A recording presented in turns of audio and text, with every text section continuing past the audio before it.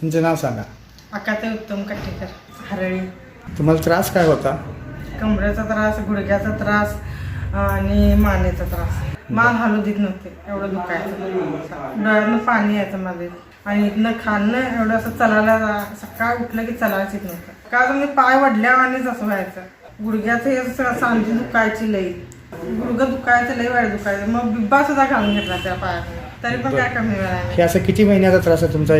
हे काहीतरी 7-8 वर्ष. पोरं लहान लहान होती एवढी, हां. तेव्हापासून नाही ते त्रास. आलेला. आता मी बसायलाच येणार झाला. डोळ्यातून पाणी आपापल्या लागलं.